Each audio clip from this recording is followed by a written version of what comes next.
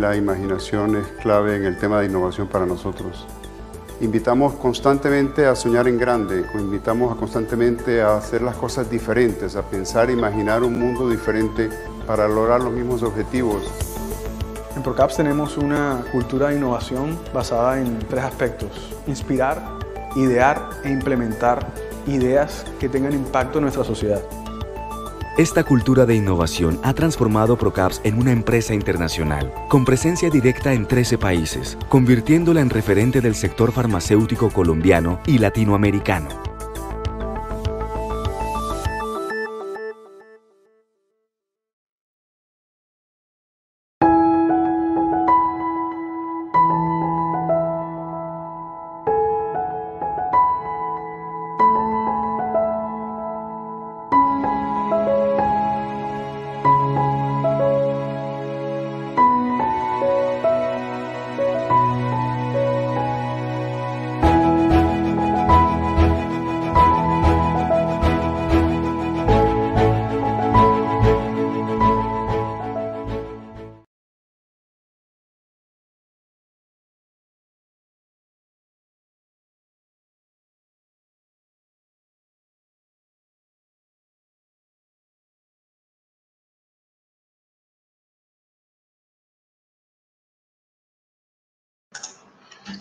Adelante, doctor Cassiani.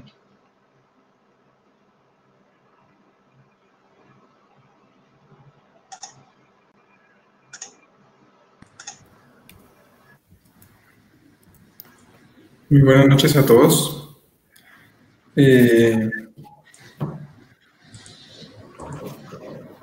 Vamos a empezar. Muchas gracias por acompañarnos en la noche de hoy. Yo sé que es una hora estelar, pero pues les agradecemos su tiempo y su espacio. Vamos a tener esta noche una conferencia en donde nuestra moderadora, la doctora Yasni Moreno, que es psiquiatra, no nos ha podido acompañar, tiene algunas dificultades técnicas, entonces pues vamos a hacer la presentación entre el doctor Carlos Cassiani, que es médico psiquiatra, magíster en drogodependencias y presidente de la Asociación Colombiana de Patología Dual, coordinador de la red de Stigma.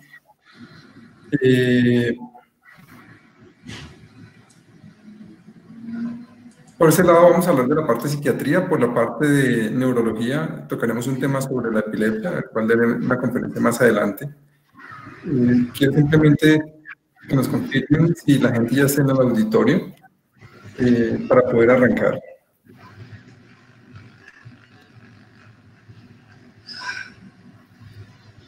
Doctor Cassiani, le dejo la palabra a usted. Buenas noches y un placer tenerlos acá. Muy pocas conferencias hacemos estas charlas conjuntas entre neurología y psiquiatría. Muchas gracias, doctor. Gracias a todos los asistentes al laboratorio ProCaps por la invitación. Entonces, hoy vamos a hablar de usos potenciales del cannabidiol en psiquiatría. Primero debo hacer la declaración de conflictos de interés, que recibo honorarios de laboratorio ProCaps por esta conferencia, pero no hay ninguna relación que implique coacción en la información científica que voy a presentar, que obedece a los principios de integridad científica y la libre interpretación de las pruebas científicas que voy a presentar. El objetivo de este espacio es que ustedes, apreciados participantes, comprendan las características y componentes de la planta de cannabis sativa inicialmente y sus derivados, así como la estructura y la función del sistema endocannabinoide. Y eso va a servir para entender los usos potenciales de cannabidiol en trastornos mentales. Miraremos por qué abordar este tema, hablaré un poco del sistema cannabinoide de la planta de cannabis y finalmente hablaremos de los usos terapéuticos en general en psiquiatría. Quiero decirles que, bueno, la importancia de las publicaciones de esta molécula cannabidiol a lo largo del tiempo empezó desde 1970 y allí arrancó con un progreso lento, pero después en la última década ha habido un crecimiento exponencial de las publicaciones. Empezaron con epilepsia, pero ya hubo un estancamiento, pero a partir del 2000 empezaron a entenderse algunos efectos neuroprotectores de la molécula, y ya después se dispararon las publicaciones sobre los usos del cannabidiol en esclerosis múltiple, enfermedad de Alzheimer, en Parkinson, depresión, en los últimos años en esquizofrenia, en depresión, ansiedad, en trastornos del sueño. Es decir, que esto lo presento para que entendamos lo promisorio que es la adquisición de esta molécula en el campo de la salud, porque tiene un amplio espectro de usos terapéuticos, tanto en lo que se ha visto en estudios de animales como en humanos. Y es decir, que hoy en día, gracias a estas investigaciones en humanos y en animales, podemos decir que tiene el cannabidiol un potencial uso para tratar la ansiedad, para tratar la depresión, como neuroprotector, como antiinflamatorio, como inmunomodulador, incluso para tratar los problemas relacionados con consumo de drogas, para tratar esquizofrenia y otras psicosis.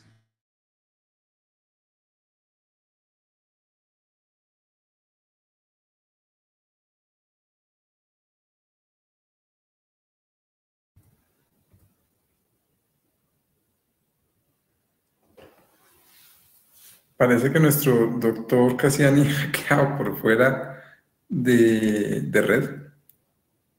Vamos a darle un minutico para que entre.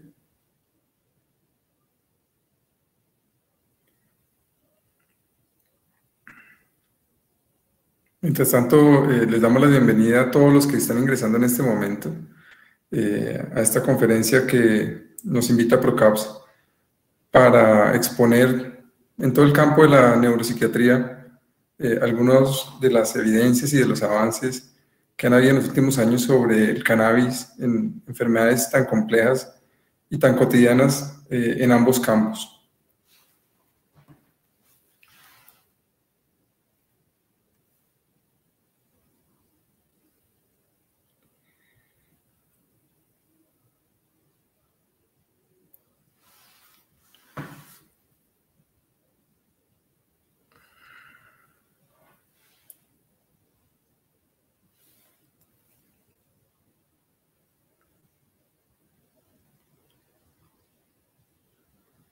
Bueno, nuestra moderadora tiene problemas de conexión y el doctor Cassiani ha salido de la conferencia. Vamos a darle 2 minuticos, si no yo les hago mi presentación.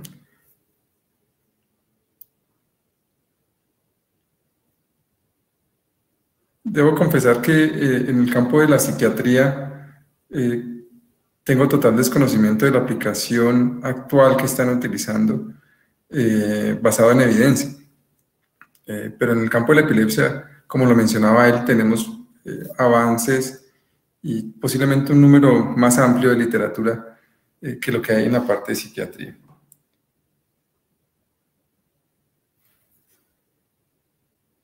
Ok.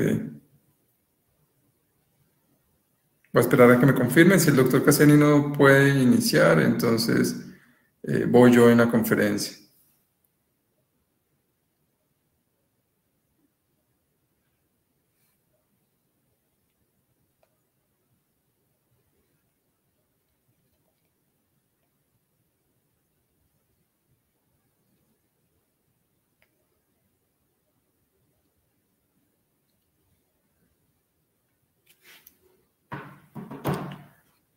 Bueno, vamos a comenzar con nuestra conferencia en la parte de epilepsia.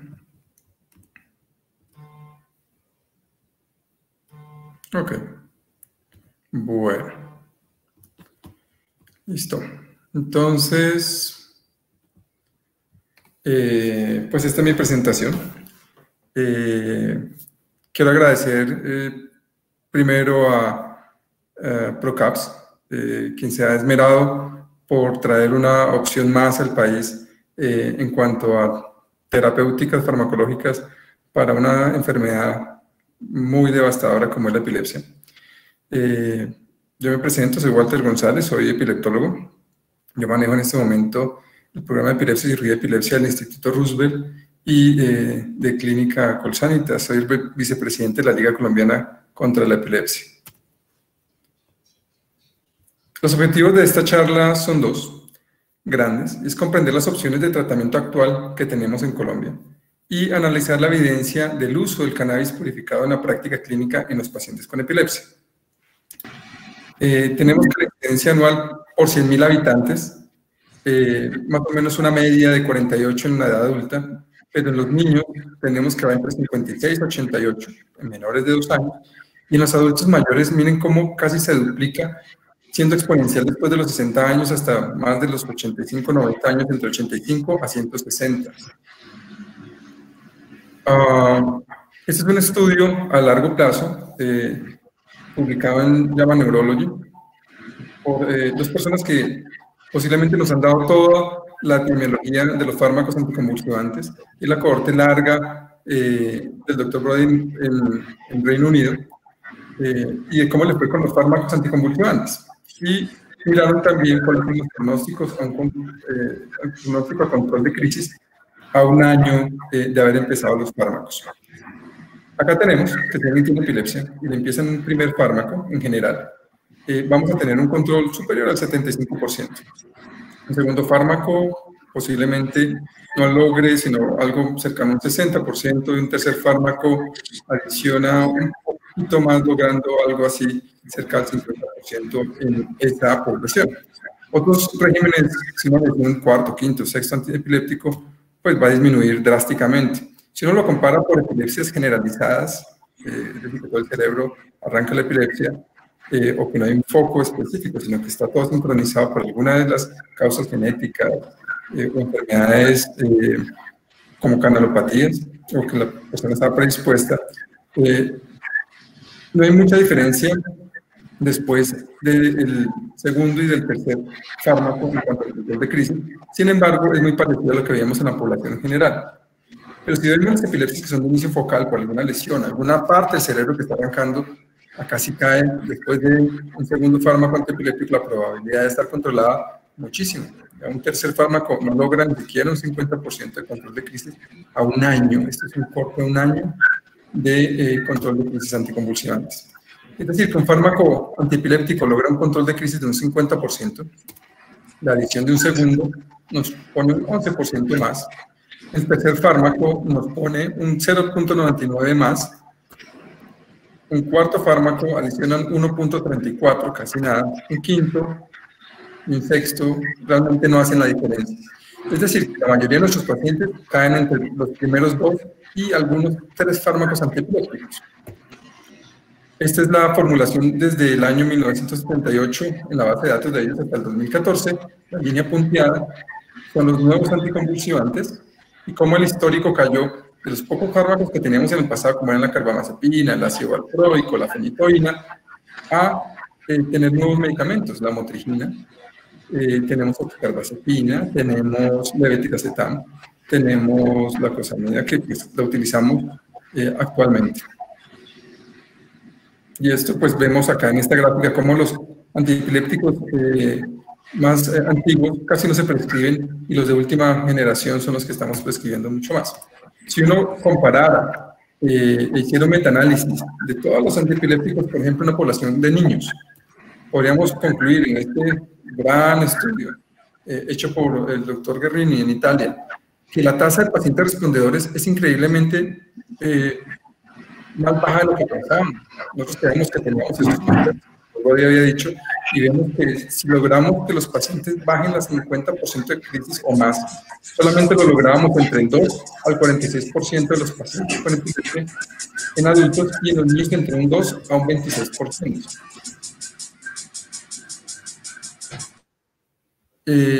Si nosotros tenemos una lesión, como por ejemplo es esta que vemos acá, una epilepsia más frecuente que tenemos, que es la esclerosis mesial, en donde los hipocampos, uno de ellos en este caso, el lado izquierdo, está más pequeño, y esa es la causa de la epilepsia, lo podemos operar y el paciente puede tener una chance de estar libre de crisis de un 60-70%. También tenemos la facilidad de hoy en día poner electrodos intracraneanos, como lo vemos acá en varias disposiciones del cerebro, hacer estudios muy detallados y muy finos. Por ejemplo, esa es la estructura del hipocampo, como queda registrada con varios electrodos intracraneanos, con menos morbilidad de lo que anteriormente hacíamos. Podemos poner electrodos en donde queramos, patologías diferentes, como por ejemplo esta que tenemos acá, que son heterotopias periventriculares, que son lesiones muy chiquitas, muy pequeñas, casi siempre se saltan a la vista.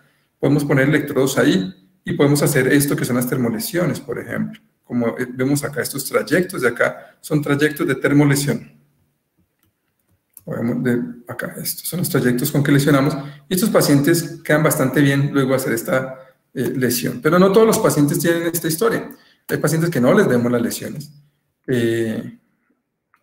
Podemos intentar verlos mejor en una resonancia de mucho mejor contraste, mayor definición, con la resonancia de 3 teslas. Este es un ejemplo del doctor Sendes de Brasil en Campinas, en donde él muestra cómo la tecnología y las imágenes negativas, entre comillas, posiblemente, si uno es muy juicioso, puede encontrar trastornos de la migración neuronal tipo displasia cerebral, y estos pacientes, al retirar estas lesiones que no eran vistas inicialmente, pueden quedar con libertad de crisis o con mejoría de crisis. Pero nos enfrentamos a un gran problema con este grupo de pacientes, porque son pacientes que llevan muchos años con epilepsia. El promedio de las epilepsias del lóbulo temporal, frontal, parietal o región posterior empiezan entre los 5 o 7 años, y duraron con epilepsia en promedio en el grupo de nosotros entre más o menos 12 a 15 años para llegar a un programa de cirugía de epilepsia. Es decir, pasaron muchísimos años, 15 años o más de 10 años con epilepsia. Esto es deleterio para el cerebro. Si uno los pudiera operar tempranamente, uno podría decir que esos que tienen lesión posiblemente les va a ir muy bien, porque entre más temprano se logre la cirugía, mayor probabilidad de estar libre de crisis. Y esto simplemente es un estudio de metaanálisis que muestra que entre más años el paciente haya estado con epilepsia, menor va a ser la probabilidad de estar libre de crisis. Esto es lo que tradicionalmente hacemos o hacíamos, porque no teníamos más opciones.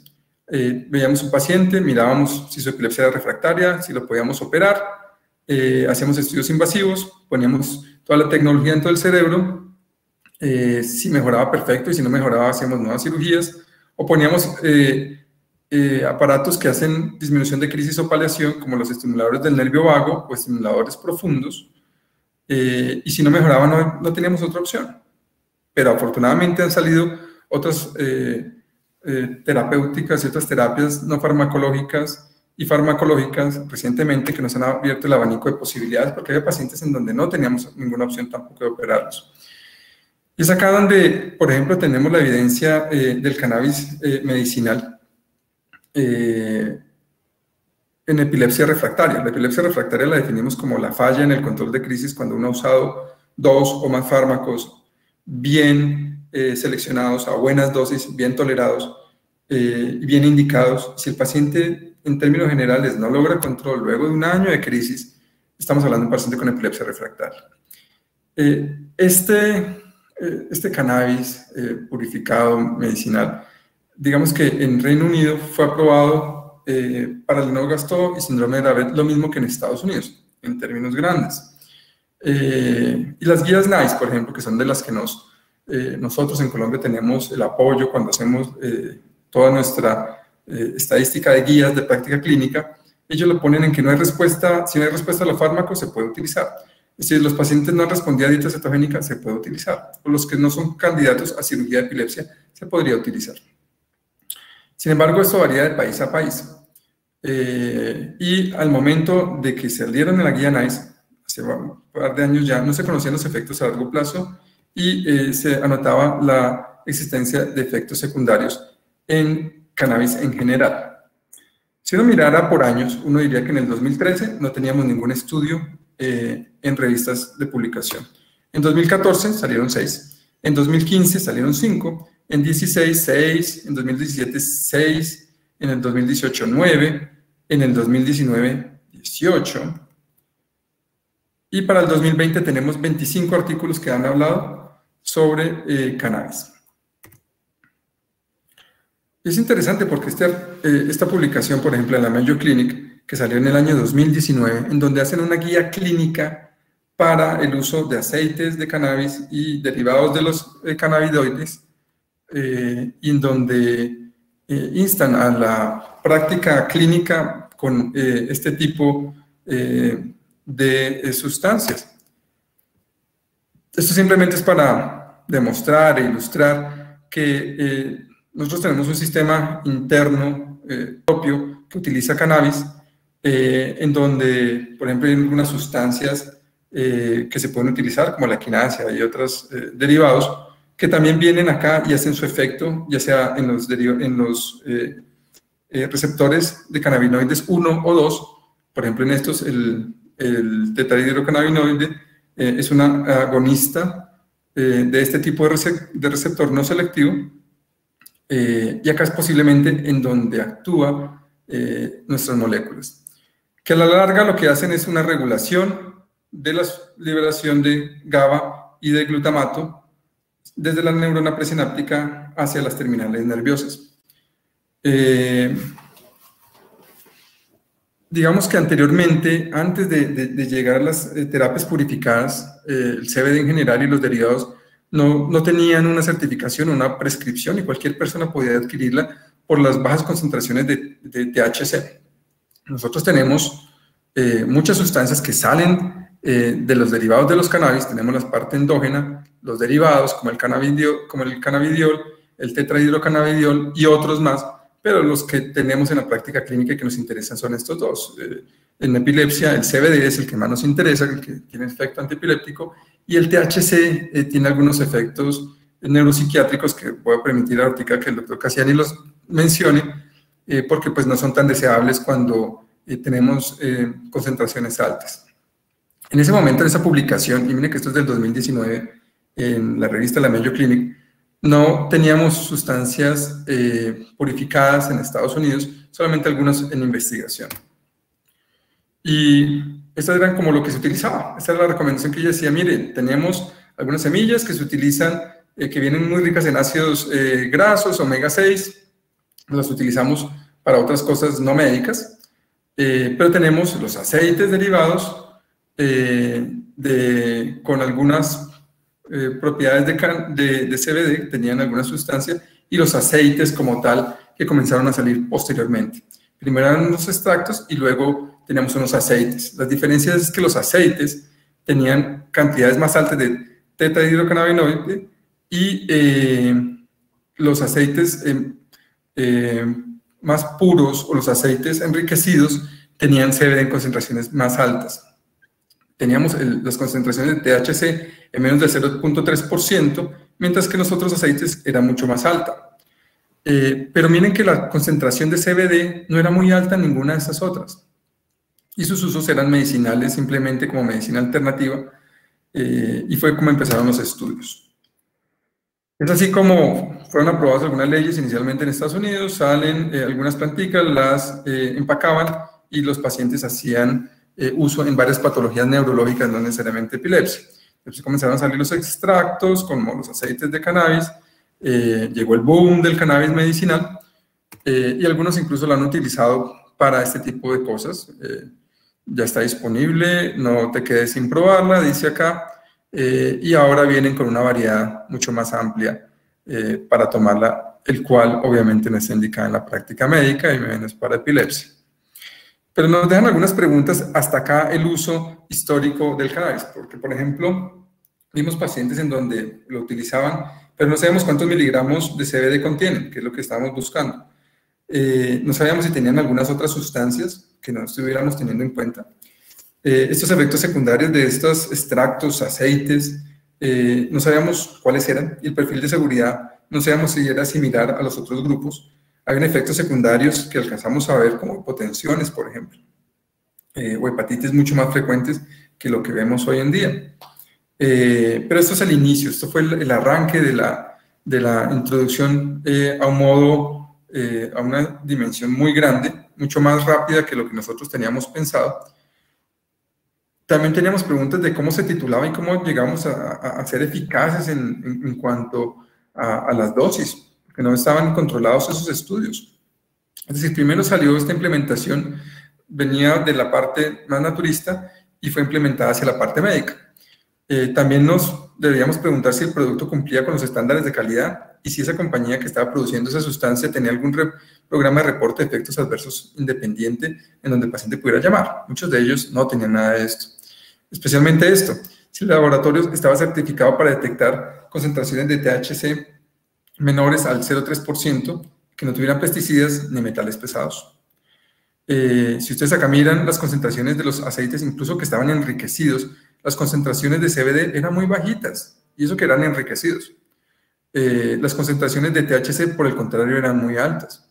Y es por eso que la industria farmacéutica comenzó a utilizar concentraciones más altas de CBD. Primero salió el Sativex, pero tenía concentraciones importantes del THC, hasta que llegó el Epidiolex con concentraciones casi que puras de CBD, sin ninguna otra sustancia psiquiátrica o con efectos en el sistema nervioso central.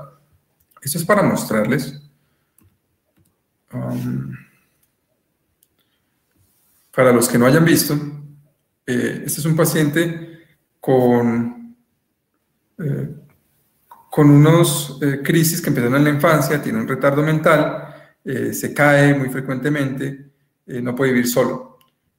Su epilepsia tiene múltiples tipos de eventos, y acá hizo uno que es muy sutil, pero vale la pena volver a mostrar, y es un brinco, un sobresalto. Esto es un síndrome de Lennox-Gastaut en un paciente con una mioclonía. El mismo paciente, no es frecuente que nosotros veamos Lennox-Gastaut hoy en día como hace 10, 15 años cuando llegamos de hacer nuestros entrenamientos, donde veíamos mucho más Lennox-Gastaut, posiblemente por el tratamiento temprano de las epilepsias, no llegan a estas encefalopatías tan frecuentes como anteriormente. Y acá, ¡pum!, crisis tónicas en un paciente que se cae, se va para atrás y queda con pérdida de la fuerza. Es para ilustrar simplemente que hay varios tipos de crisis en este síndrome, que es lo que lo caracteriza: retardo mental, crisis de espasmos, crisis de mioclonías, perdón, pueden haber espasmos también, crisis tónicas, crisis atónicas, que es lo que los hace caer, pero son muchísimo más frecuentes este tipo de crisis, y son una tragedia para los pacientes. Acá está sentadito. Podrán imaginarse que este paciente, cuando hace esta rigidez, se cae, se va para atrás. Acá alcanza a hacer algo de una fase clónica rápida. Se desgonza y vuelve otra vez. Hace un espasmo y nuevamente queda con pérdida del tono, palidez. Y esto para ver lo dramático de este tipo de epilepsias en estos síndromes. Vuelve y hace otra mioclonía. Realmente fue más un espasmo, pero hace ambos tipos de cosas. En mioclonías hace espasmos, crisis tónicas, y hace sus caídas. Esta es Charlotte, que fue la primera paciente que su madre impulsó muchísimo el uso del cannabis, muy artesanal en esa época. Era una niña con un síndrome de Dravet, con epilepsia mioclónica severa en la infancia, con una encefalopatía terrible, hace muchísimos tipos de crisis muchas con fiebre, estatus epiléptico, con una mortalidad muy alta y muy temprana por el no control de las crisis. Charlotte fue el ejemplo y la impulsora del desarrollo del cannabis en Estados Unidos, pero llegó el coronavirus y Charlotte fallece por coronavirus. Lamentablemente no falleció como los otros pacientes de Dravet, pero eso lo pone en desventaja porque son patologías que los pacientes son más susceptibles de alguna otra enfermedad.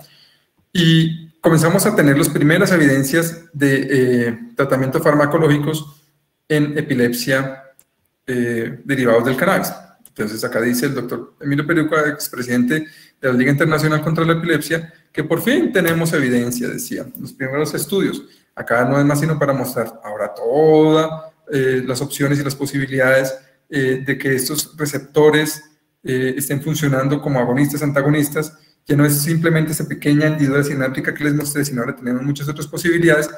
Pero esto también es para mostrar que al inicio, en el estado de Colorado, el 38% de los pacientes que habían utilizado algún tipo de cannabis derivado, aceite, extracto, lo que hubiera sido, habían mejorado en sus pacientes el 38% de las crisis, pero los que se movían de otros estados a Colorado decían que la percepción era mucho más alta.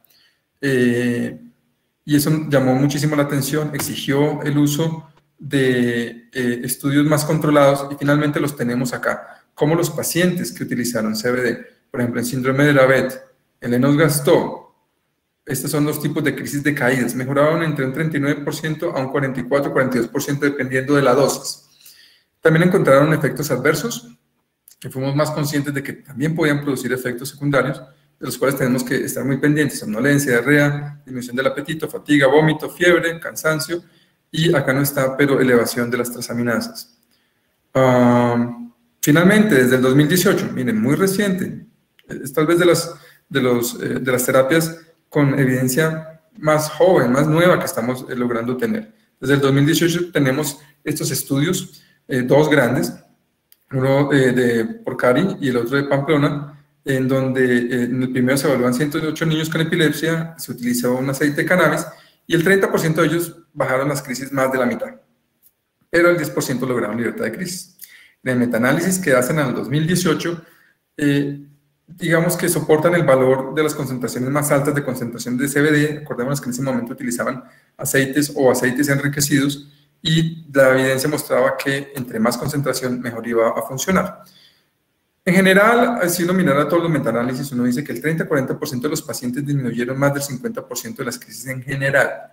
Muchos de esos fueron estudios no controlados y las preparaciones de CBD fueron muy heterogéneas.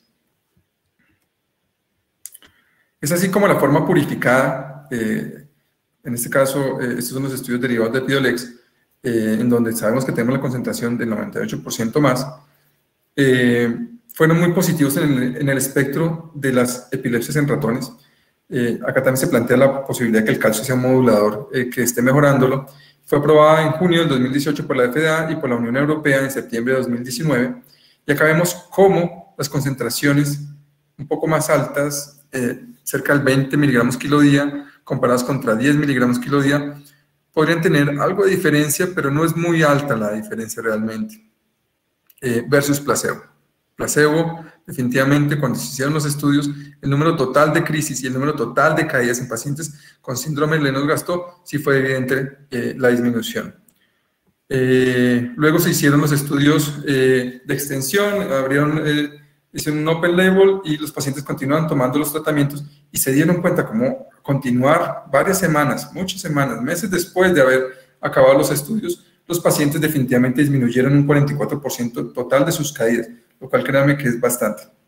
Lograr un control de caídas en pacientes con Lennox-Gastaut más de un 15-20% es un alivio, pero llegar a un 44% es un porcentaje alto. Y el estudio a largo plazo incluso mostró una mayor mejoría, 48-60% en disminución de caídas, y en general las crisis mejoraron entre un 40 y 60% también. Pero lo que más mejoró fue esto, la escala de impresión de que había mejorado. ¿Cuánta percepción su familia o el paciente sintió que había mejorado? 58% versus 34% con placebo. En Dravet, hasta el 85% de los pacientes mejoraron, es para la parte de neuropediatría. En la parte de esclerosis tuberosa, este estudio también extendido, intentaron poner dosis más alta. Estos son pacientes con esclerosis tuberosa, múltiples lesiones en el cerebro, algunas con anatomías y descripciones de displasia cerebral, que estas son las que operamos, a veces los pacientes mejoran también. No hubo diferencia en el control de crisis dependiendo de la edad, pero sí en los efectos adversos, es decir, que los efectos adversos entre 50 y 25 miligramos sí fue muy importante la diferencia. Y las escalas de mejoría de control fueron del 70%. Otros síndromes donde pueden mejorar es el CDKL5, el síndrome de Aicardi, el síndrome de DUS. Han mostrado algunos estudios que con mejoría del control de crisis. En general, en otros síndromes, ojo, síndromes epilépticos, no en epilepsias en general, sino síndromes epilépticos, han mostrado un 50% en reducción de crisis, lo cual es un porcentaje muy bueno, comparando que los otros fármacos lograrían un control adicional de un 3% o menos. Estos estudios están en desarrollo para comprobar la eficacia. En Colombia tenemos el Neviot, esta es la ficha técnica del INVIMA, del Ministerio, y la indicación es bien interesante porque yo he buscado otras indicaciones en otros países y digámoslo, acá estamos favorecidos por la indicación como fue introducida. Y en eso hay que felicitar al laboratorio porque ayuda a más pacientes, más que lo que decía la guía NICE, por eso la mostré, o lo que decía en Estados Unidos. También está aprobado para el síndrome de Lennox-Gastaut, obviamente, el síndrome de Dravet, en mayores de 2 años, que también no han respondido a combinaciones convencionales de terapias anticonvulsivas y que persisten con 2 o más episodios convulsivos por semana. Y el diagnóstico debe ser confirmado por un especialista. Es decir, todas las epilepsias refractarias podrían en general tener una opción para tratar a estos pacientes. Pero ojo, porque no todos los pacientes requieren la misma terapéutica para tratar su epilepsia. Y hay una cosa que quiero resaltar acá, es que los reportes de eventos adversos deben realizarse en los formatos de reporte de eventos adversos del ministerio, por obligatoriedad. Yo siempre muestro esta parte acá, en donde desde la liga tratamos de siempre prevenir la epilepsia, evitar las lesiones pre y perinatales, los ACVs, la enfermedad cerebrovascular, los traumas craneoencefálicos, las infecciones del sistema nervioso central y la parasitosis cerebral. Si pudiéramos prevenir esto, prevendríamos muchísimas epilepsias, especialmente en países como nosotros. Estamos encaminados junto con el ministerio de lograr políticas para mejorar esto y evitar de primera mano la aparición de la epilepsia. Sin embargo, nos falta la evidencia del CBD en todas estas patologías, no las tenemos una por una, pero pues será cuestión de años para poderla tener. Esta es una ficha que yo muestro, esto es algo personal, en donde si nosotros tenemos epilepsias focales lesionales, una displasia cerebral, especialmente 2B, un tumor cerebral y una esclerosis mesial temporal, lo que el paciente requiere es una cirugía. Si el paciente, esto es en grado de evidencia, esto no es simplemente porque yo lo puse, este es el grado de evidencia que muestra la ciencia. Si el paciente tiene una epilepsia focal, pero no es una displasia o no es un tumor, podría, dependiendo del grupo y el entrenamiento que tengan, hacer cirugías o terapias, digamos, cetogénicas. Cuando tenemos epilepsias focales no lesionales, podemos hacer cualquier procedimiento quirúrgico y acá comienza a aparecer el CBD.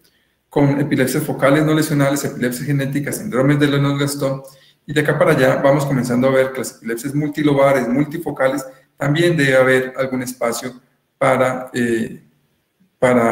combinar todo este arsenal. ¿Y por qué se los muestro? Porque en el primer plano, si tenemos estas lesiones, hay que quitarlas rápido del cerebro. El número necesario a tratar es 2, es decir, de cada 2 pacientes que operamos, 1 nos queda libre de crisis. Y es por eso que la evidencia va más a favor de cirugía. Cuando tenemos ya otras patologías, la probabilidad de que la cirugía las mejore ya no es tan alta. Y depende mucho de la experiencia. En conclusión, hay múltiples opciones farmacológicas y no farmacológicas hoy en día, afortunadamente, para los pacientes con epilepsia. Debemos tratar de hacer un control muy temprano o disminuir la cantidad de crisis, el porcentaje de crisis desde el inicio de la aparición de la enfermedad. Tenemos que hacer el máximo esfuerzo para que esos pacientes mejoren desde el inicio. Y si no, hay que evaluarlos en los programas de cirugía de epilepsia. El campo de la investigación en epilepsia continúa siendo muy amplio. Y no olvidemos esa brecha en los diagnósticos y en el tratamiento. Los pacientes, hoy en día, yo siento que hemos logrado mejores tratamientos, terapias más tempranas que lo que hacíamos hace 15 o 20 años. La eficacia y la evidencia del CBD en el tratamiento de la epilepsia, aunque no es nuevo, se esperan los resultados a largo plazo de otras terapias que no son ni síndromes de Lennox-Gastaut ni síndrome de Dravet con los que fueron aprobados. Es decir, tenemos muchísimo espacio para tratar a nuestros pacientes con epilepsia y eso solamente la evidencia nos lo mostrará en el largo plazo. Muchas gracias.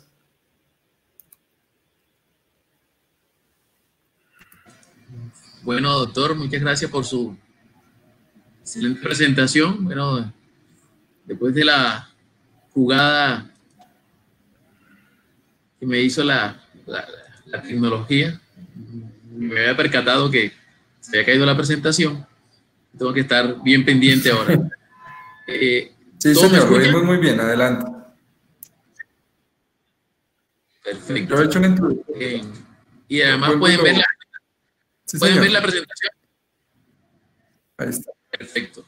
Bueno, sí, ya había arrancado ahorita y les estaba diciendo que la investigación sobre el cannabidiol y sus usos terapéuticos en el campo de la medicina empezó más o menos en el 1970 y después de un curso lento, ya en el 2000 empezaron a dispararse publicaciones sobre la potencial utilidad del cannabidiol como neuroprotector en patologías como la esclerosis múltiple, enfermedad de Alzheimer, Parkinson, depresión, y ya en los últimos años han empezado a aparecer trabajos importantes en trastornos de ansiedad, trastornos del sueño, incluso en trastornos relacionados con sustancias.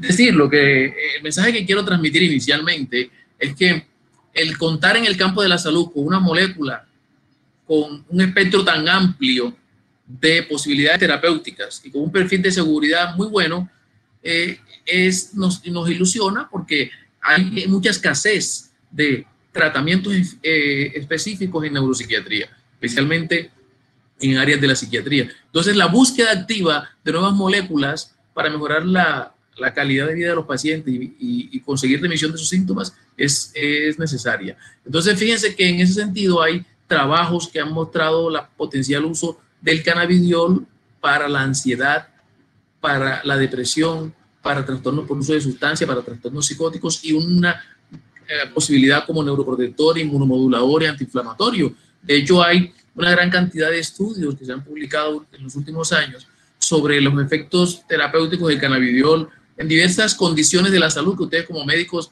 generales ven, en dolor, en pacientes con esclerosis múltiple, con anorexia, en situaciones de náuseas y vómitos refractarios, en pacientes con colitis, personas que tienen problemas de sueño, en síndrome de Tourette, en trastornos de ansiedad, en epilepsia, como ya nos lo acaban de mostrar, en esquizofrenia, en depresión, en ansiedad, enfermedad de Alzheimer, incluso en enfermedad de Parkinson. Entonces, a pesar de las bondades que parece tener en el campo de la salud, el cannabidiol pareciera que la aceptación y el amplio uso de esta molécula y de otros derivados cannabinoides de uso clínico no es buena entre los médicos. Este artículo que escribe Stephen Alexander de la Universidad de Nottingham, él hace un análisis profundo de por qué no hay un amplio uso de cannabis medicinal entre los profesionales de la salud, y nos encontramos que en esas barreras que él analiza, dos bien interesantes tienen que ver con la complejidad del cannabis como planta y con la complejidad del sistema cannabinoide endógeno. Y lo otro tiene que ver con la falta de precisión en la identificación del mecanismo del cannabidiol como molécula. Entonces, si uno quiere comprender el uso clínico del cannabidiol, si uno quiere tener la posibilidad de usarlo con confianza, tiene que conocer estos fenómenos. Y entonces estas barreras son importantes. Por eso es que en este tipo de conferencias empezamos haciéndole un contexto a los médicos sobre la planta de cannabis sativa inicialmente, sobre el sistema cannabinoide. Ya todos sabemos que la planta de cannabis sativa es una planta originaria de Asia Central, también se conoce como cáñamo de la India. Es una planta herbácea que después de haber aparecido en Asia se ha ido extendido a Europa y América. Y que hay varias especies que hay que conocer. La más estudiada es cannabis sativa, pero hay otras como la cannabis indica, la cannabis rudelaris. Entonces, esta es una fotografía de la planta masculina y femenina. Se ven ahí las diferencias en las flores y en las hojas y en los tallos. Entonces, es importante esta introducción porque la gente habla de marihuana medicinal, y la marihuana no tiene nada de medicinal. La marihuana es un término que se usa para identificar los preparados que se sacan de las flores, de las hojas y de los tallos de la planta. Y en eso que nosotros llamamos marihuana hay una gran cantidad de compuestos que vamos a mirar. Entonces, esta planta de cannabis sativa, como les estoy diciendo, es una planta que tiene diferentes características taxonómicas que se ha utilizado milenariamente para muchas cosas, para alimentos, para la fábrica de fibras, para producir aceites, y no solo para uso recreativo y religioso como el que nosotros le hemos dado. ¿Por qué tiene esta multiplicidad de usos? Por todos los componentes que tiene. Cuando nosotros miramos la planta de cannabis sativa, por ejemplo, hay cerca de 500 compuestos activos. No solo los cannabinoides o fitocannabinoides que conocemos, sino otros productos como los azúcares, hidrocarburos, esteroides, flavonoides, compuestos nitrogenados y aminoácidos. Dentro de los compuestos activos, de los múltiples que hay en la planta de cannabis, hay unos que son bien interesantes desde el punto de vista clínico para nosotros, que son los terpenoides, que son los que le dan, por ejemplo, ese olor característico que tiene y que hace que los perros en las aduanas identifiquen los psicoactivos. Y los otros son los cannabinoides, que son los metabolitos específicos que le dan la identidad a la planta. Estos fitocannabinoides los llamamos así para diferenciarlos de los endocannabinoides, que son sustancias que producimos en nuestro mismo sistema nervioso y que actúan sobre unos receptores cannabinoides. Entonces tenemos esos fitocannabinoides. ¿Y de dónde salen esos fitocannabinoides? Dentro de los cuales está el tetrahidrocannabinol y el cannabidiol. Ellos los vamos a encontrar en unas glándulas específicas de los tricomas de la planta. Ahí se producen unas resinas y ahí están esos compuestos. Entonces, en esos fitocannabinoides o cannabinoides de la planta se dividen en dos grandes grupos, dependiendo si tienen o no un grupo carboxilo. Los que tienen grupo carboxilo se llaman ácidos cannabinoides y los que no tienen grupo carboxilo son los neutros. Entonces, ¿cómo es esto? ¿A dónde quiero llevarlos? Que nosotros hablamos de delta 9 tetrahidrocannabinol y cannabidiol, a veces no sabemos de dónde salen estos productos. Entonces, estos ácidos cannabinoides son biosintetizados y acumulados y después son descarboxilados a su forma neutra, que es la que conocemos. Entonces, hay varias vías sintéticas para que estos se produzcan. Entonces, por ejemplo, hay dos grandes vías, que es la vía del geranil fosfato y el ácido olivetólico, y a partir de una fosfatasa se produce el ácido cannabigerólico. Ahí está, ese es el primer precursor. Entonces, como les dije, esos ácidos cannabidiólicos, a partir de unas sintetasas específicas, se van a producir entonces allí el ácido cannabicroménico, el tetrahidrocannábico y el cannabidiólico. Entonces ahí lo tienen. Entonces, el ácido cannabigerólico, a través de una sintetasa específica, produce el ácido cannabicroménico, produce el ácido cannabidiólico y el ácido delta 9 tetrahidrocannabinólico. Todavía no están los que nosotros conocemos, cannabidiol y delta 9 tetrahidrocannabinol. Entonces, ¿de dónde salen ellos? Entonces, a partir de situaciones físico-químicas como el calentamiento, como por ejemplo ocurre cuando se fuma, estos ácidos sufren una decarboxilación y de ahí es que salen los fitocannabinoides que nosotros conocemos, como el cannabidiol, el tetrahidrocannabinol y el cannabicromeno.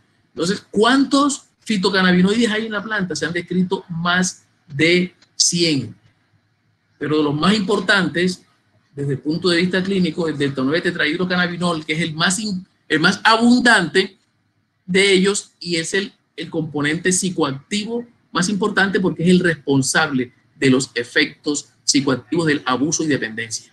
Mientras que hay otros que tienen potencial uso medicinal, como el cannabidiol, que cuando usted lo extrae de la planta a través de un procedimiento de química analítica, lo sacas de manera independiente y ese sí puede funcionar como medicamento.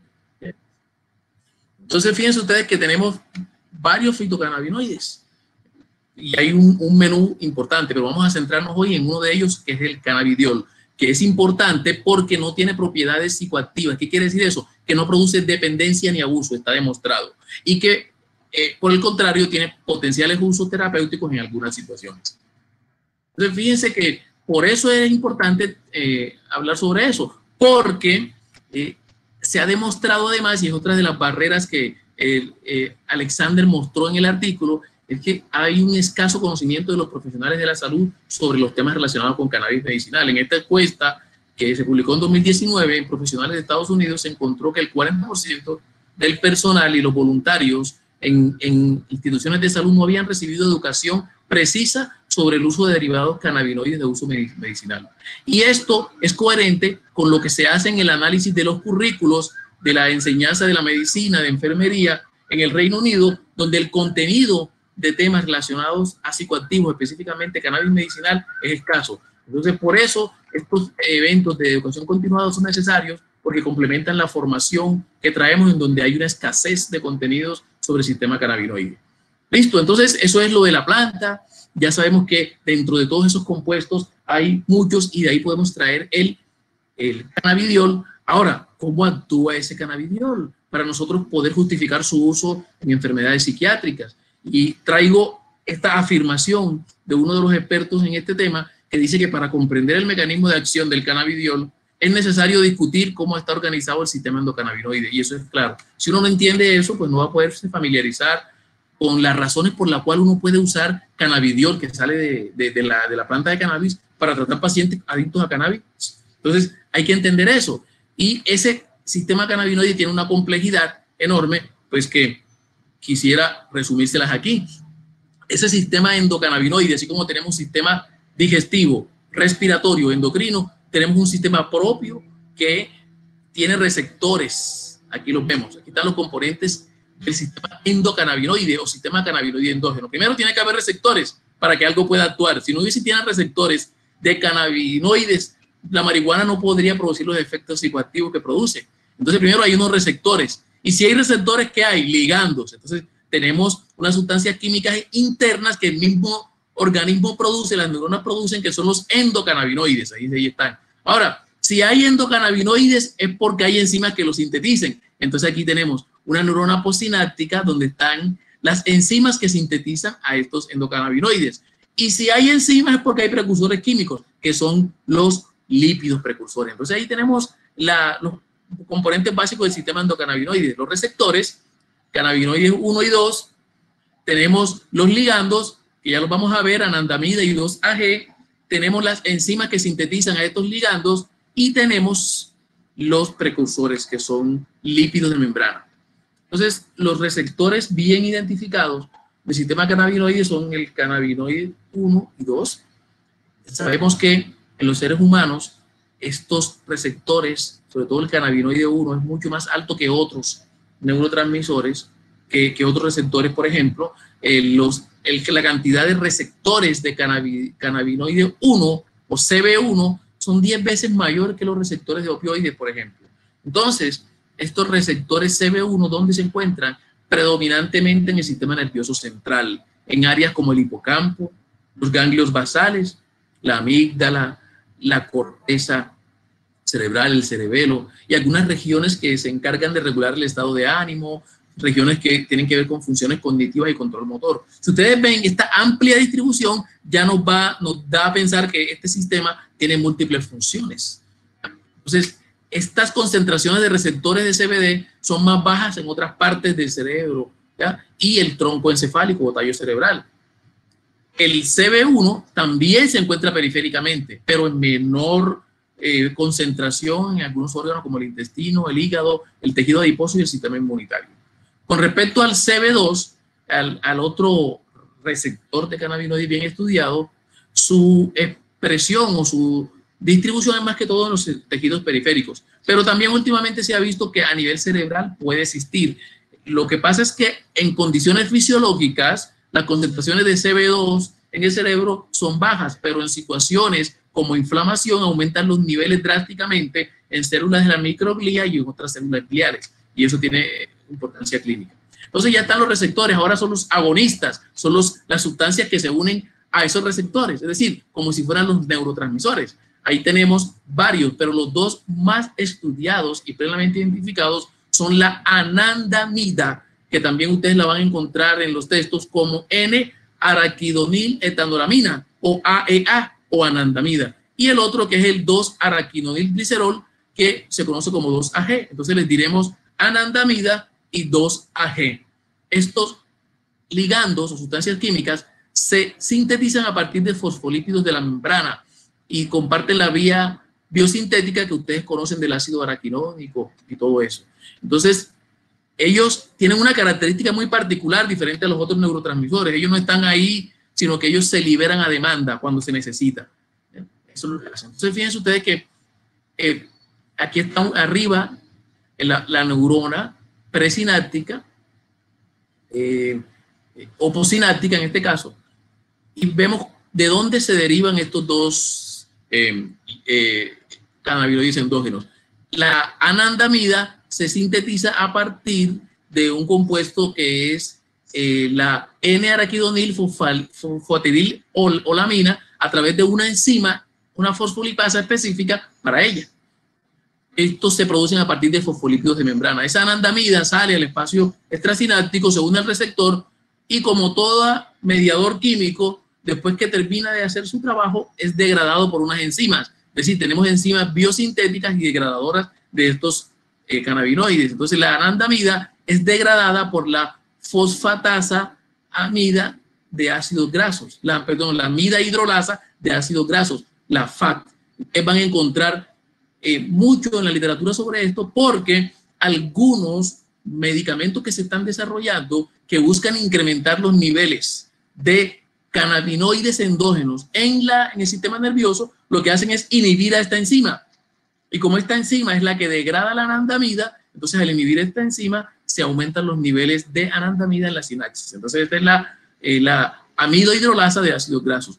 Esa es la síntesis de la anandamida resumida. Y el 2-AG se sintetiza a partir también de fosfolípidos que vienen del ácido araquidónico, del fosfatidilinositol, y a partir del diacilglicerol por una fosfolipasa y por una diacilglicerasa alfa y beta se produce el 2-AG. Lo mismo, el 2-AG, después que se une a su receptor, queda libre en la neurona o en la hendidura sináptica y ahí actúa sobre él una enzima que lo degrada, que es la monoacilglicerol, ¿ya?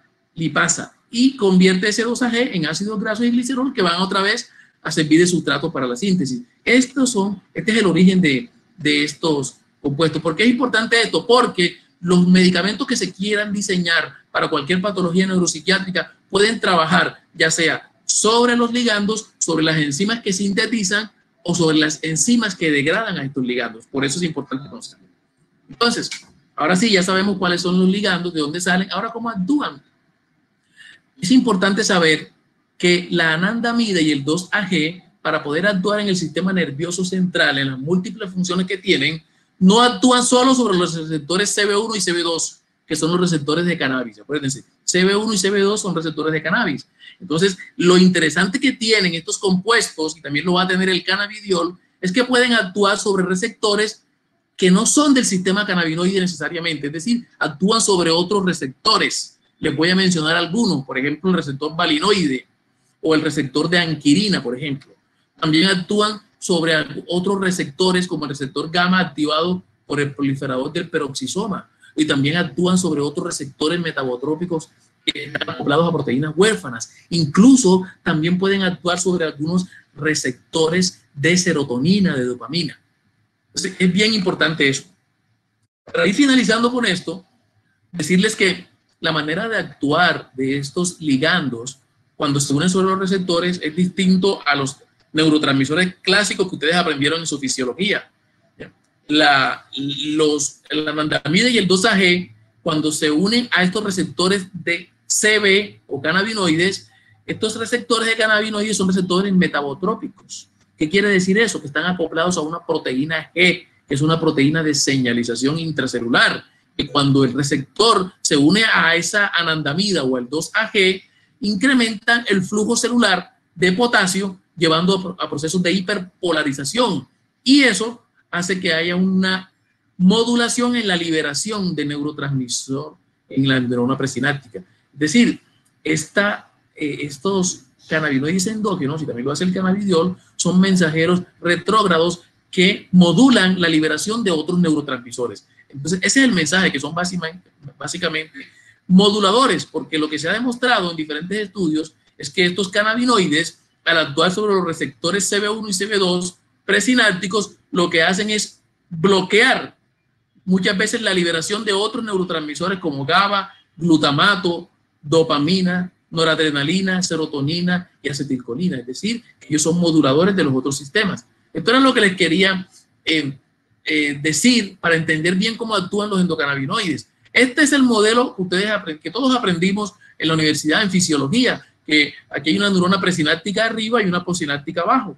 En esa neurona presináptica, en el botón terminal, llega un potencial de acción de membrana, se abren los canales de calcio, el calcio entra y el neurotransmisor está aquí en estas vesículas, en esas bolitas blancas, y dentro son los neurotransmisores. El neurotransmisor no está actuando porque no se necesita, pero cuando hay un potencial de acción, entonces los procesos hacen que esa vesícula sináptica que tiene el neurotransmisor se pegue a la membrana y se libere por exocitosis y sale el neurotransmisor. Y el neurotransmisor sale en la hendidura sináptica y va en busca del receptor en la postsináptica.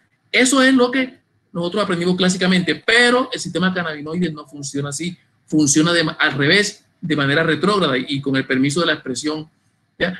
En la neurona postsináptica que ustedes ven abajo, allí es que se producen los cannabinoides como el 2-AG o la anandamida, y cuando se necesitan por diferentes mecanismos, el 2-AG o la anandamida salen y van a la neurona presináptica, es decir, de manera retrógrada y ahí actúan sobre el receptor CBD y provocan una serie de cambios moleculares. Y el mecanismo que ellos utilizan para la plasticidad sináptica es distinto al clásico. Ellos utilizan un mecanismo que es distinto, que se llama supresión inducida por la despolarización, ya sea de la inhibición o de la excitación. Es decir, lo que hacen es generar una corriente presináptica que limita el disparo de neurotransmisor en la neurona presináptica.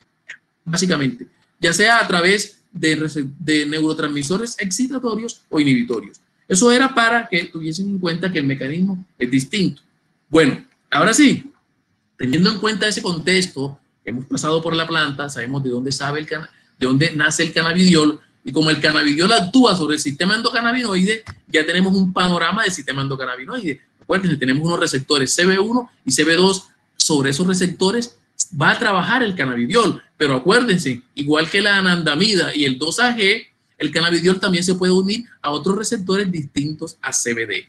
¿Listo? Entonces vamos a mirar en estos minutos algo del cannabidiol, desde su neurobiología a su uso clínico. Ya sabemos que el cannabidiol, como fitocannabinoide, se purificó en 1940, pero se demoraron 20 años para caracterizarlo de manera precisa, ya en el 60. Y a partir de allí han aparecido más de 100 ensayos clínicos que están en curso, fuera de los que están publicados, sobre los efectos benéficos del cannabidiol. Es decir, que hay bastante literatura. Si ustedes se meten a esta página de clinicaltrials.gov, van a encontrar ensayos que están por salir de cannabidiol en diferentes patologías.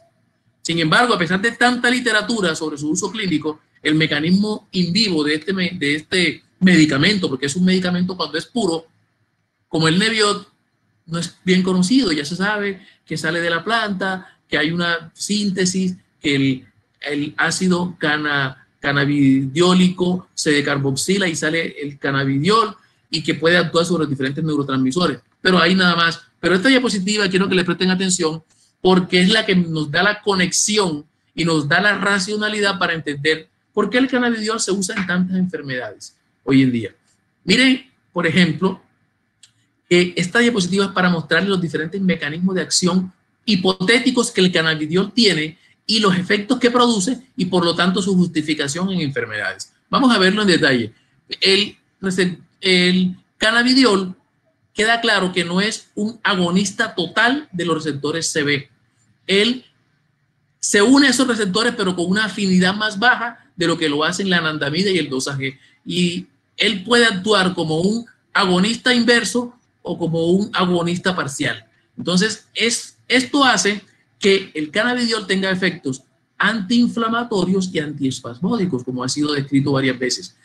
Otro mecanismo que se ha hipotetizado sobre el cannabidiol, les decía ahorita, es que inhibe a la amido hidrolasa de ácidos grasos. ¿Se acuerdan? Esta es la enzima que degrada a la anandamida, que es el endocannabinoide. Entonces, con esto se hace que se reduzca la expresión de esta enzima en el intestino inflamado, justifica su uso en colitis y otras enfermedades gastrointestinales. ¿Qué otros mecanismos posibles tiene el cannabidiol? Trabaja como agonista o antagonista de los receptores valinoides y eso le confiere efectos analgésicos y también un rol potencial en carcinoma de próstata. Y su uso en psiquiatría, sobre todo en trastornos psicóticos como la esquizofrenia, se dan por su agonismo sobre el receptor valinoide 1. Es bien importante eso. Pero también tiene efectos antiinflamatorios que también están relacionados con la inhibición de la recaptura de adenosina, que es otro neurotransmisor inhibitorio que tiene que ver con la acción de la cafeína. También actuando sobre el proliferador del peroxisoma, el cannabidiol, actuando como agonista sobre este receptor, produce vasorelajación y estimulación de los fibroblastos dentro de los adipocitos y eso le da un potencial uso en problemas de obesidad. Ahora, el cannabidiol también es agonista o facilita la activación del receptor 5-HT1A, esto es el receptor 1A de la serotonina. Y eso es lo que explica, justifica su uso como ansiolítico, como antidepresivo y también como antiisquémico. Asimismo, el cannabidiol se ha encontrado en diferentes trabajos que puede actuar sobre los canales de calcio. Y eso es lo que explica posiblemente sus efectos como neuroprotector y las propiedades antiepilépticas de las que nos hablaron ahora.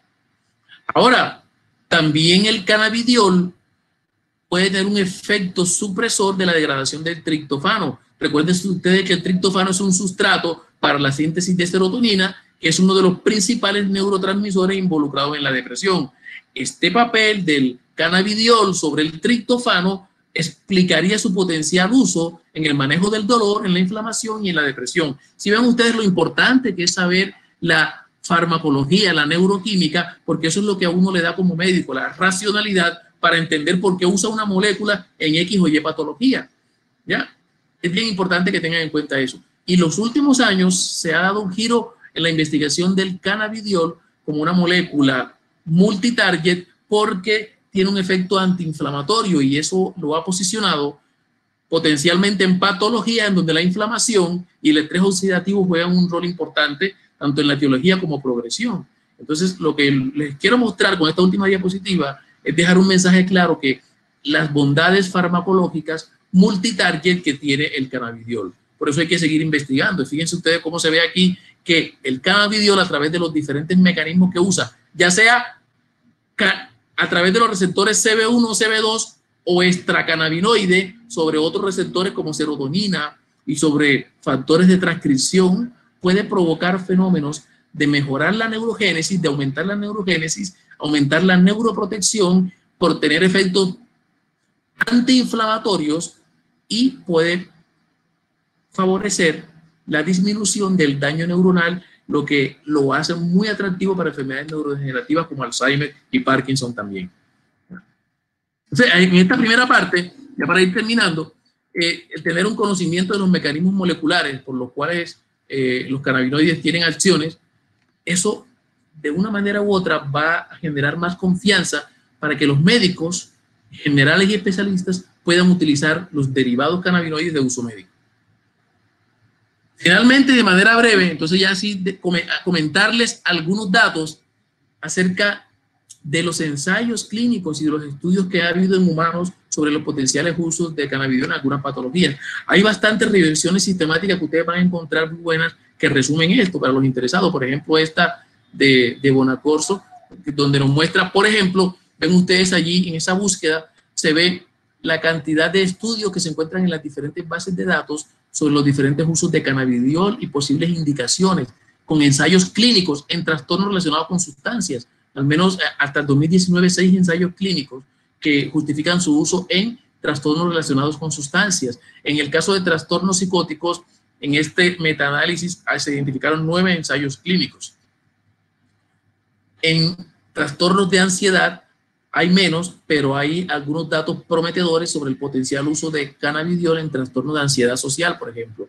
Lo que se necesita es estudios clínicos a mayor escala y con mayor duración para poder hablar de la estabilidad en esta posible indicación de cannabidiol de grado farmacéutico puro en trastornos de ansiedad. En trastornos del estado de ánimo como depresión sí hay menos estudios, pero la evidencia preclínica es muy interesante. Lo que se espera es que algunos ensayos clínicos que están en curso salgan y se empiecen a diseñar más ensayos clínicos aleatorizados. Incluso hay otros trastornos psiquiátricos como trastornos neurocognitivos. En trastornos del sueño, hasta el 2019 en esta revisión se encontró un ensayo clínico, pero en curso hay un par de ensayos sobre el papel del cannabidiol en trastornos del sueño. Y asimismo, también en patologías como, por ejemplo, trastornos de estrés postraumático. Es decir, que hay un potencial uso. Vamos a mirar algunos ejemplos. Por ejemplo, en psicosis. ¿Por qué uno puede utilizar cannabidiol en psicosis como esquizofrenia? ¿Cuál es la base científica de eso? Porque se ha visto que el cannabidiol puede realizar la modulación del sistema endocannabinoide, porque se ha visto en los estudios que cuando se administra THC a voluntarios, aumenta los síntomas positivos y negativos, y hay deficiencias en la cognición. Es decir, que el delta 9 tetrahidrocannabinol, que es el principal componente psicoactivo del cannabis, es propsicótico, produce psicosis, y se ha visto que el cannabidiol limita esa psicosis, y eso está demostrado en ciencia básica, que hay varios mecanismos que explican por qué el delta 9 tetrahidrocannabinol es propsicótico. Entonces uno se pregunta, ¿por qué hay empresas promoviendo el uso de delta 9 tetrahidrocannabinol para tratar psicosis si es claramente propsicótico? ¿Y por qué no utilizar un medicamento que es claramente antipsicótico como el cannabidiol para eso? Y esa es la razón por la cual hay varios trabajos sobre el uso del cannabidiol en psicosis. Por ejemplo, esta revisión sistemática de Mandolini en el 2008 evaluaron el efecto del cannabidiol en trastornos psicóticos y encontraron que varios de estos estudios, 5 de ellos, encontraron un efecto beneficioso del cannabidiol en la reducción de síntomas positivos y negativos de la esquizofrenia, como alucinaciones, ideas delirantes y síntomas negativos como la anedonia, aislamiento social. Los otros estudios de esa revisión sistemática encontraron solo algunos efectos leves o ninguna mejoría, pero ya hay indicios de que hay trabajos en donde se ha visto, comparado con placebo, con otros antipsicóticos, que el cannabidiol puede ser útil. Por ejemplo, este ensayo clínico aleatorizado, publicado por Maguire en el 2018, fue un trabajo de 6 semanas con 1000 miligramos de cannabidiol al día, junto a otros antipsicóticos que recibían pacientes ambulatorios que tenían esquizofrenia. Se midió la escala que más se usa en esquizofrenia para medir síntomas positivos y negativos, y se evaluaron los pacientes después de estas 6 semanas y se encontraron cambios en los síntomas positivos y la impresión clínica global, es decir, que los síntomas positivos y la impresión clínica global mejoraron significativamente con cannabidiol. Entonces, dado que este trabajo se comparó el cannabidiol con otros antipsicóticos, surge la interrogante si el cannabidiol puede ser tan efectivo como esos antipsicóticos clásicos como amisulpride, que si se puede dar el cannabidiol solo o acompañado con estos, esperamos ensayos clínicos que nos den esa respuesta. Aquí vemos, por ejemplo, otros ensayos clínicos que nos muestran el efecto positivo de cannabidiol a dosis entre 1500 como tope y algunos que trabajan con dosis de 600 miligramos para los síntomas psicóticos. Y en algunos de ellos se ve alguna mejoría en estos ensayos clínicos en los síntomas positivos de la esquizofrenia. Ahora, para finalizar, uno pensaría, ¿será que las personas que son adictos a la marihuana, al cannabis recreativo, se pueden beneficiar del cannabidiol? Si el cannabidiol tiene efectos antipsicóticos, ¿será que puede tener efecto para reducir la dependencia a sustancias, incluida marihuana, nicotina, opioides, alcohol?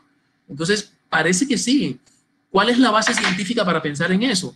Hay 2 grandes mecanismos que nos explican por qué uno podría utilizar cannabidiol en trastornos relacionados con sustancias, porque el cannabidiol participa en la modulación de sistemas como el endocannabinoide, el de la serotonina y el de glutamato. Ya sabemos todo lo que hace el sistema cannabinoide modulando a otros.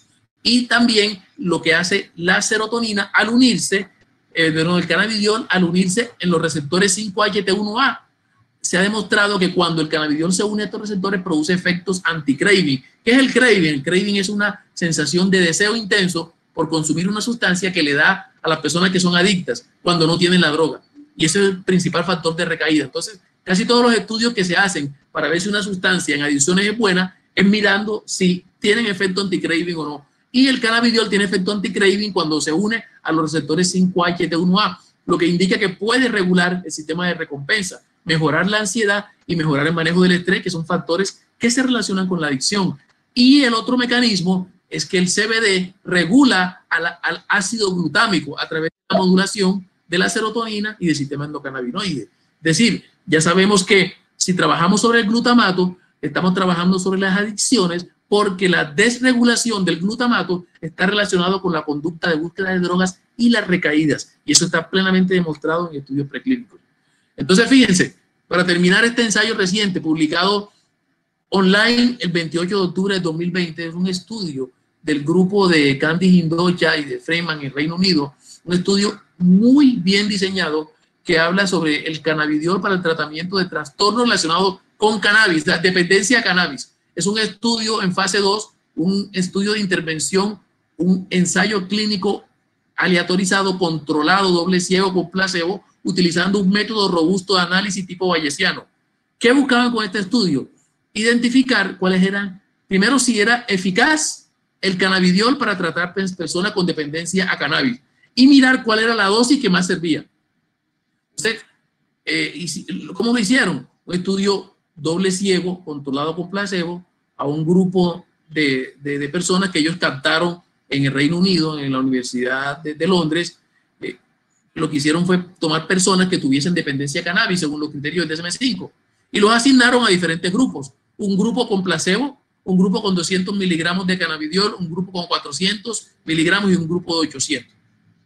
¿Para qué querían mirar ellos? La eficacia del cannabidiol para reducir el uso del cannabis. ¿Y cómo iban a medir el uso del cannabis? En orina, mirando el comportamiento en orina de el metabolito del cannabis, que es el 11-NOR-9-carboxy delta 9 tetrahidrocannabinol. Es decir, ellos medían una tasa entre ese metabolismo y el metabolito y la creatinina. Y además medían el número de días que en la semana que el paciente no consumía cannabis informado por el paciente. Es decir, había una cuestión autoinformada y otra medida químicamente. Y también medían en sangre los niveles de cannabidiol. Y utilizaron un método estadístico muy robusto para encontrar. ¿Y qué encontraron? Que sí, que en los pacientes que recibieron 800 y 400, los de 200 no sirvieron, no dieron resultados, mostraron una disminución en el uso de cannabis y la abstinencia. Entonces esto es importante y es prometedor porque si ustedes ven acá, había una disminución en el metabolito de cannabidiol en esta línea. Ustedes ven arriba lo que indica del lado de la B, del lado derecho de ustedes, es cannabidiol de 400 y de 800, y en la parte de arriba ustedes ven cómo en el placebo la cantidad del cannabidiol, el cannabis en orina está por arriba, pero cuando se da 400 miligramos y 800 está por abajo, es decir, que hay una reducción clara de eso. Además, este mismo grupo de Indocha hizo un estudio en personas que consumían tabaco y encontró en 30 individuos que tenían dependencia de tabaco que incluso una dosis única de 800 miligramos de cannabis produjo cambios positivos en la adicción. ¿Cómo lo hicieron? Miraron el sesgo atencional de las personas, cómo reaccionaba a señales relacionadas con cigarrillo. Y midieron también el crédito, la abstinencia y los efectos secundarios. ¿Y qué encontraron? Que el cannabidiol en esas personas adictas al cigarrillo disminuyeron el sesgo atencional a todas las señales que estuvieran relacionadas con cigarrillo y una reducción en el placer relacionada con las imágenes asociadas al cigarrillo, y que tuvo un perfil de seguridad muy interesante porque no hubo diferencias significativas en los efectos secundarios entre el cannabidiol y placebo, es decir, eficaz y seguro. Entonces, eso nos permite decir y nos abre mucha esperanza a los que trabajamos en adicción que el cannabidiol podría trabajar y actuar en los aspectos motivacionales de la adicción, que son los que hacen que la gente se mantenga pegada al consumo y recaiga. Entonces, podemos concluir pues, que el cannabidiol tiene la capacidad de reducir síntomas psicóticos, síntomas de ansiedad y de abstinencia. Sin embargo, para poder estar más seguros y poder hacer indicaciones formales autorizadas por el INVIMA y por guías clínicas, se requieren más estudios controlados porque la evidencia preclínica es prometedora. Se necesitan estudios controlados más grandes para indagar sobre el verdadero impacto del cannabidiol en todas estas patologías. Finalmente, dejarles una invitación de la Asociación Colombiana de Psiconeuroendocrino e Inmunología para nuestro congreso del año próximo, latinoamericano, que pues, era para Colombia este año, pero por la pandemia tocó pasarlo para el año que viene y hacerlo en modalidad virtual, en línea, porque no sabemos cómo se va a comportar la pandemia. Bueno, eso era todo. Agradezco la resistencia y el interés de ustedes por este tema. Entonces, miramos a ver las preguntas, los aportes de ustedes. Hombre, doctor, muchas gracias. Interesante todas las aplicaciones en ramas diferentes a la epilepsia, que es donde inicialmente arrancó. Yo veo acá que hace rato alguien preguntó, y esta pregunta posiblemente sea para usted, doctor Cassiani, si hay alguna evidencia sobre fibromialgia.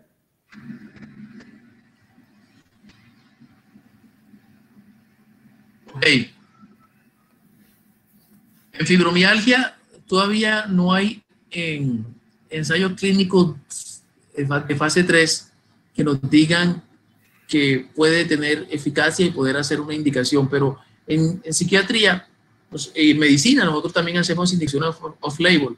Si hay estudios preclínicos, hay informes de caso donde ha funcionado y uno tiene un paciente que tiene unas características tales, y yo como especialista veo que he agotado las otras herramientas terapéuticas, yo basándome en estudios preclínicos y algunos informes de caso que sugieren una mejoría, uno lo podría utilizar, sobre todo por el efecto antiinflamatorio que tiene y analgésico. Entonces, en esa área hay posibilidades de seguir explorando, pero yo no conozco ensayos clínicos controlados sobre eso. Ok, perfecto. Posiblemente sobre la anorexia, ¿tiene alguna evidencia, doctor?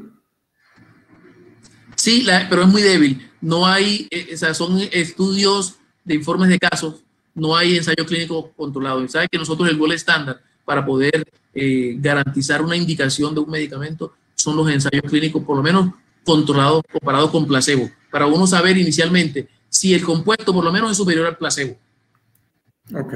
Si después es superior al placebo, compararlo con otros medicamentos estándares. Si no, pues nosotros, para poder introducir un medicamento en el mercado, tenemos que ir a... Por eso es que el llamado de casi todas los consensos que hay de expertos y las revisiones sistemáticas es que, dada la evidencia preclínica y la evidencia anecdótica, es decir, no en ensayos clínicos, sino en series de casos, en informes de casos, se está pidiendo que la gente investigue más. Okay.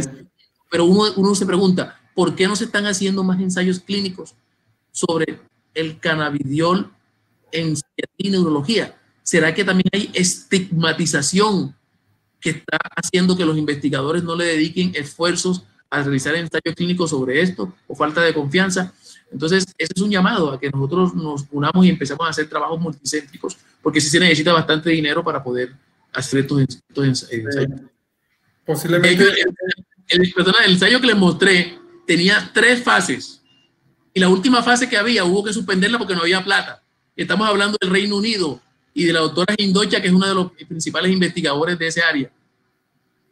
Sí, son temas interesantes para la investigación, ¿no? Yo también lo exponía, que hay un campo muy grande para investigar en muchos síntomas.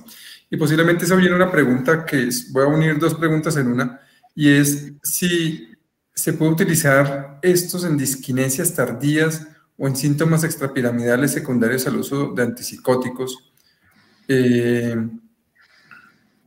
Y básicamente es como la misma pregunta. Si se utiliza para disquinesia tardía o efectos de los antipsicóticos. ¿Usted lo ha visto? ¿Lo ha utilizado? ¿O hay evidencia que sirva? Es bien importante esa pregunta, y en un pasado webinar nos los hicieron. Hay trabajos excelentes, claro, preclínicos en animales, donde muestran que el cannabidiol es eficaz para la disquinesia tardía y explican cuáles son los mecanismos que utilizan. Es decir, disquinesia cardíaca inducida por haloperidol, y se les da cannabidiol y mejoran. Y cuando miran desde el punto de vista de ciencia básica, encuentran una gran cantidad de mecanismos neuroprotectores que explican eso.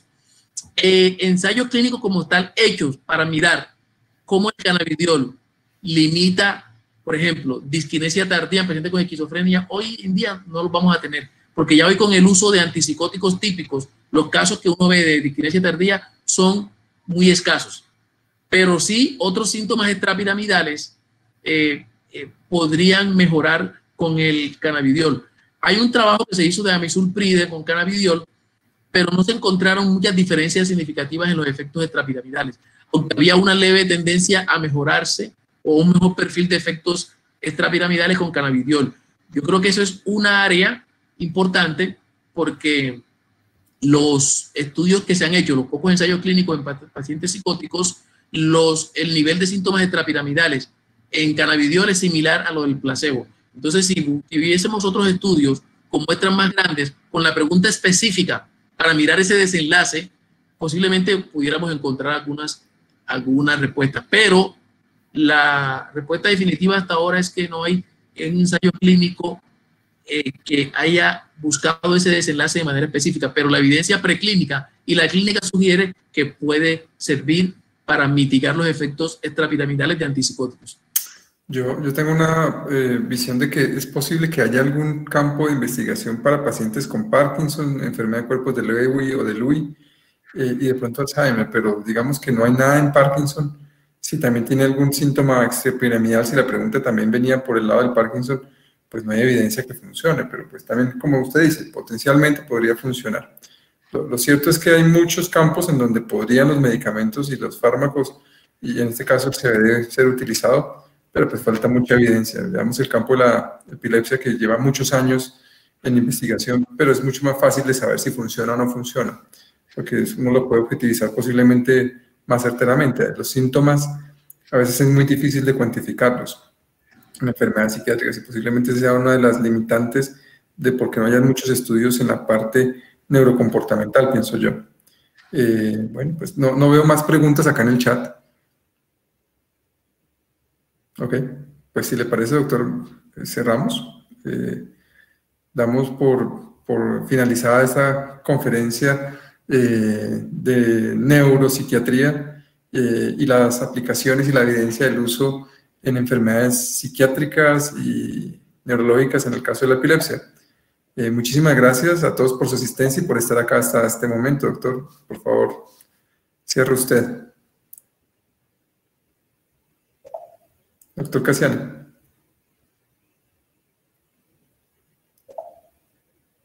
Ok. Bueno, pues muchas gracias a todos y hasta una próxima oportunidad entonces. Muy amables. Buenas noches.